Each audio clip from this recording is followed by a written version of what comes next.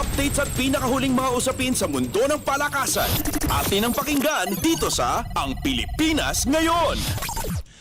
Hangarin ng Rain or Shine na makuha ang kanilang unang panalo sa Season 48 ng Philippine Basketball Association o PBA Commissioner's Cup ngayong Biyernes. Makakarap ng Elasto Painters ang Ginebra Gin Kings sa main event sa gabi pagkatapos ng laban sa pagitan ng Phoenix Fuel Masters at Blackwater Bossing sa hapon na gaganapin sa Smart Araneta Coliseum. Kasalukuyang solo ng Magnolia ang liderato sa team standings kung saan wala pa rin silang talo sa 4-0 record kasunod ng TNT Tropang Giga, Meralco at Phoenix na may pare-parehong 2-1 kartada. Ang Northport, Terra Firma at NLEX naman ay may kaparehong 2-2 marka, ang San Miguel at Ginebra na may parehong 1-1, ang Blackwater na may 1-2 record at ang mga wala pang panalo na Rain or Shine at Converge na may 0-3 karta. Natalo ang Elasto Painters sa Bolts 107-102, Batang Pier 113-103 at Fuel Masters 99-98, habang bigo naman ang Ginebra Gin Kings sa Hot Shots sa Manila Clasico 81-83. Updates at pinakahuling mga usapin sa mundo ng palakasan. Atin ang pakinggan dito sa Ang Pilipinas Ngayon. Isasara na ang elimination round ng NCAA Season 99 Men's Basketball Tournament itong Biyernes sa pamamagitan ng dalawang importanteng laban. Masisilayan sa aksyon sa main game ang San Beda University kontra sa Letran College at ang laban sa pagitan ng San Sebastian College at Arellano University na gaganapin sa Phil Oil Eco Oil Center sa San Juan City. Wala nang bearing ang mga laro dahil buo na ang Final Four teams.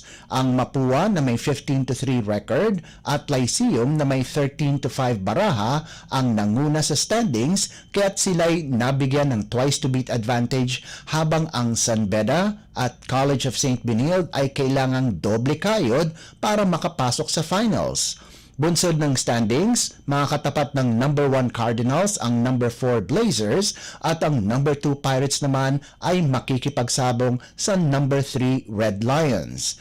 Magsisimula ang semifinals sa Martes, Nobyembre 28. Updates at pinakahuling mga usapin sa mundo ng palakasan. Atin ang pakinggan dito sa Ang Pilipinas Ngayon. Napanatili ng Creamline Coal Smashers ang kanilang malinis na record nang patumbahin nila ang NX LED sa 2023 Premier Volleyball League o PVL o Filipino Conference. Binuwag ng defending champions ang Chameleons sa loob lamang ng 85 minuto, 25-23, 25-16 at 25-21 para kunin ang kanilang ikawalong sunod-sunod na panalo nitong Huwebes na ginanap sa Phil Sports Arena sa Pasig City. Namuno para sa Creamline si Gemma Galanza sa kanyang nagawang 14 na puntos mula sa 9 na attacks, kasama na ang back-to-back na service aces sa third set para kunin ng koponan ang panalo. Nag-ambag naman sina Tots Carlos at Michelle Gumabaw na kapwa nakascore ng 12 puntos bawat isa.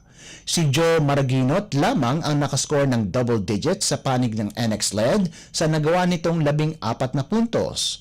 Tuluyan nang pumasok ng semifinals ang Creamline tanga ng 8-0 record habang ang NX LED ay bumagsak sa 3-6. Sa isa pang laban, nakasurvive ang Chocomucho sa isang 5-set marathon laban sa PLDT, 25-20, 23-25, 18-25, 25-17 at 15-12 para kunin ang kanilang ikawalong sunod-sunod na panalo at tuluyan ng makapasok ng semifinals. Nanguna si Cici Rondina para sa Flying Titans sa kanyang nagawang 20 puntos habang nagdagdag si Maddie Madayag ng 18 puntos. Subalit ang libero ng Chocomucho ang nakahablot sa Player of the Game sa nagawa nitong 23 digs at 11 excellent receptions. Binigyay ng high-speed hitters ang lahat sa pangungunan ni Savannah Davison na kumubra ng 31 puntos, subalit hindi sapat ito para kunin ang panalo. Updates at pinakahuling mga usapin sa mundo ng palakasan. Atin ang pakinggan dito sa Ang Pilipinas Ngayon. At yan ang pinakahuling balita sa larangan ng palakasan. Para sa Radyo Pilipinas World Service, ito po si Leo Magpayo. Magandang araw. Updates at pinakahuling mga usapin sa mundo ng palakasan. Atin ang pakinggan dito sa Ang Pilipinas Ngayon.